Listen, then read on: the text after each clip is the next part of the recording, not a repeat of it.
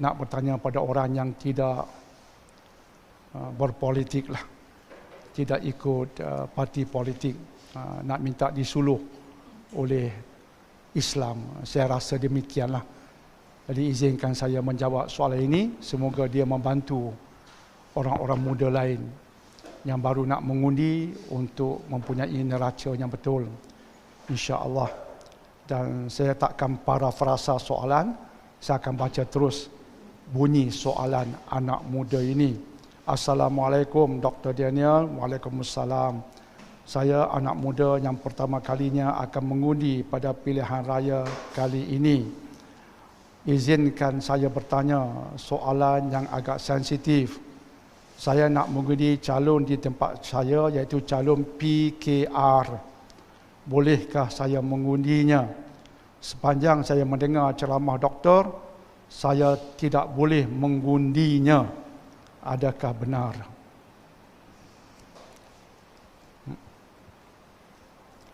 Bismillah, hasbunallahu wa ni'mal wakil, la haula wa la quwwata illa billah.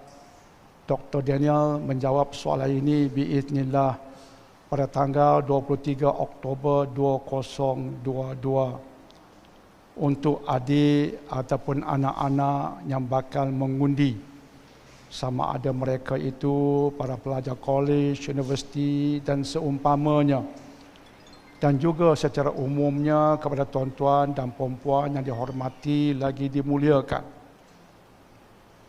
Pertama sekali, wahai anak muda, Dr. Daniel nak mengatakan bahawa negara Malaysia yang tercinta ini sedang sakit. Negara kita sedang sakit dan memerlukan bantuan kita untuk merawatnya.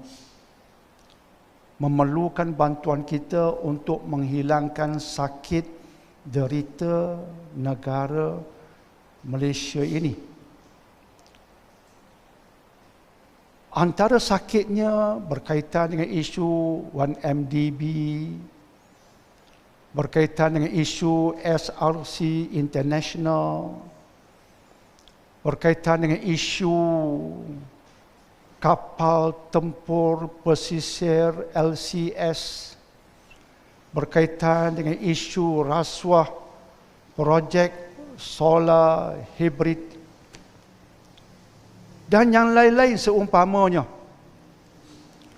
Dan juga berkaitan dengan kepincangan-kepincangan yang berlaku dalam sistem-sistem di negara kita. Ini ada berkaitan dengan Malaysiaku yang sakit.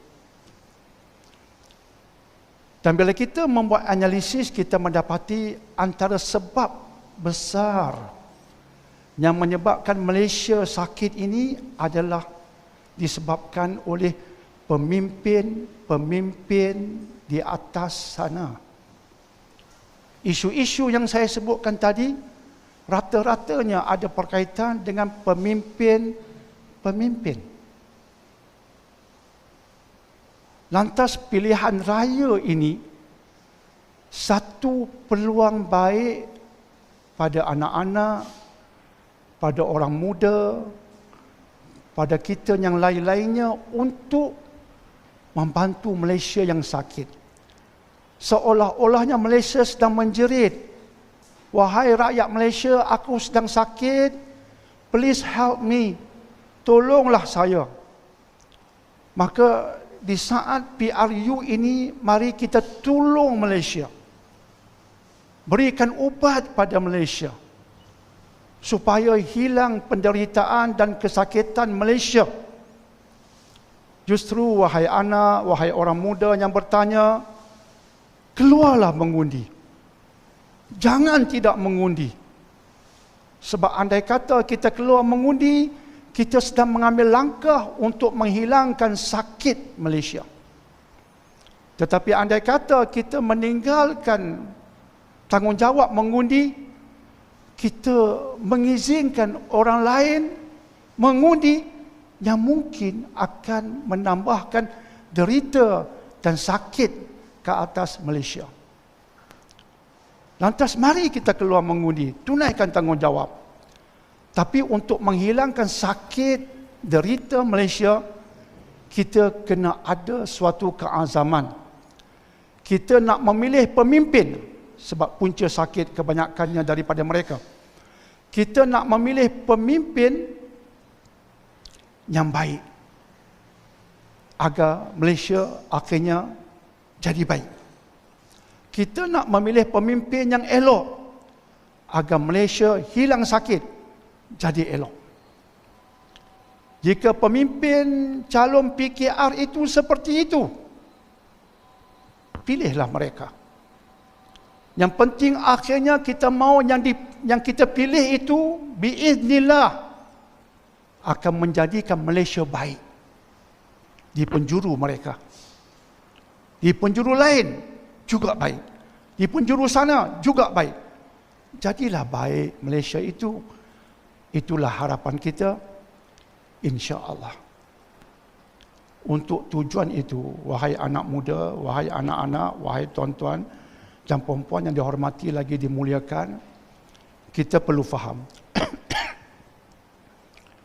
BN, PN, PH dan penjuru-penjuru yang lain, kesemua penjuru ini ada kudis, ada najis dan bisulnya.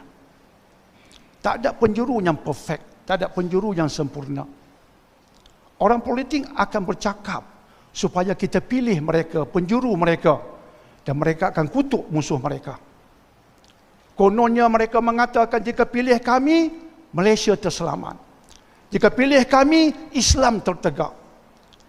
Wahai adik, kami pakcik-pakcik telah dimomokkan dengan hal seperti itu sekian lama. Setiap kali pilihan raya itulah momokkannya.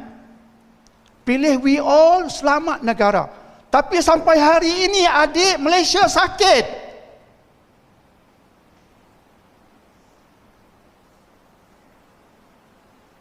Sebab itu momokkan orang politik, kita kena kritikal dengannya. Jangan pakai sangat pakcik-pakcik. Sampai hari ini dimomokkan dengan semua itu. Tapi hasilnya apa dia?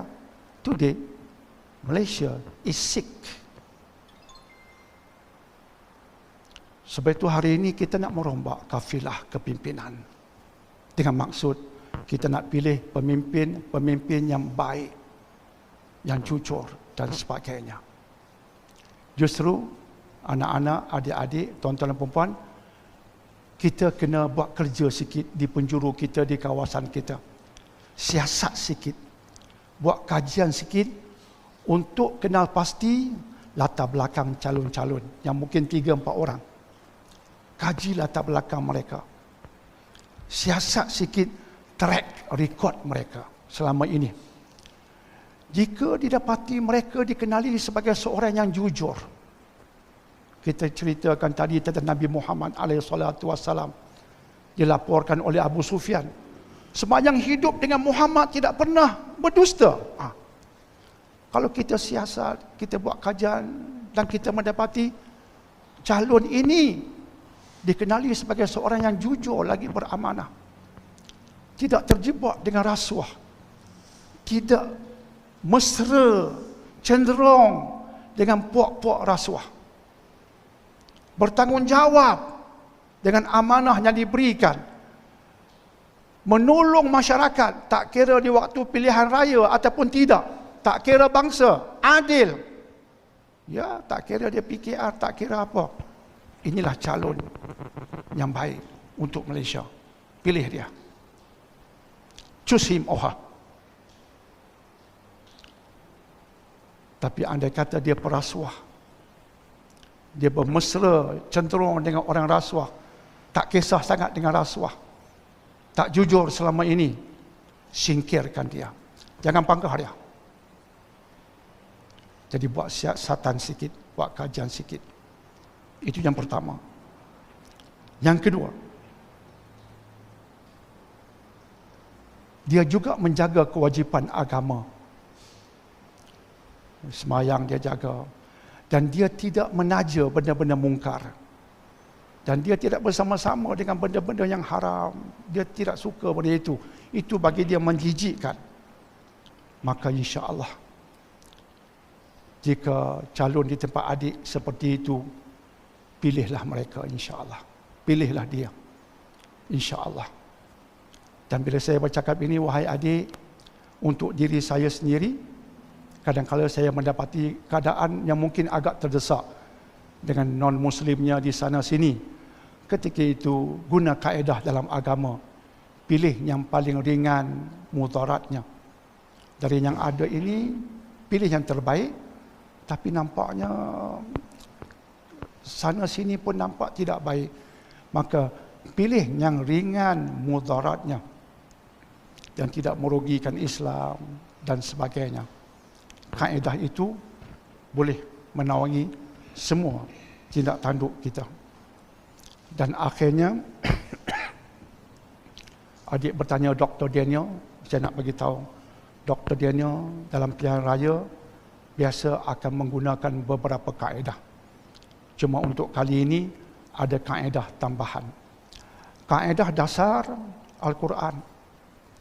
Sering saya angkat surah Yusuf ayat 55, kisah Nabi Yusuf meminta jawatan, menceritakan ciri yang ada pada baginda, inni hafizun alim. Aku hafiz, aku alim. Hafiz artinya jujur memegang jawatan. Itu mesti kita siasat. Adakah calon ini tinggi integritinya? Dan yang kedua, alim. Alim bukan pandai berceramah agama. Alim artinya, kata Syekh Said Hawa, competent. Dia berilmu, dia tahu buat kerja. Professional. Itu dasar daripada Al-Quran.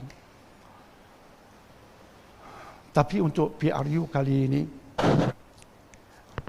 untuk saya, ya macam saya suruh adik buat kajian, saya bertahun-tahun buat kajian.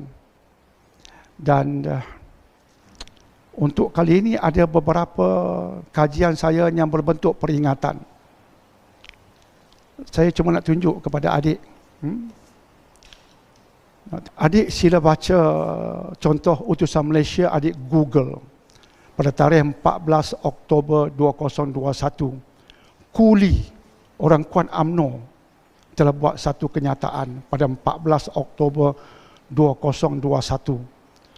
Tajuk besar ialah mustahil boleh perbaiki ...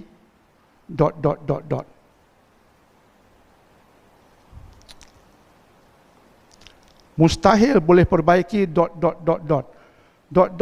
itu tentang sebuah parti Melayu terbesar di Malaysia. Mustahil boleh perbaiki ...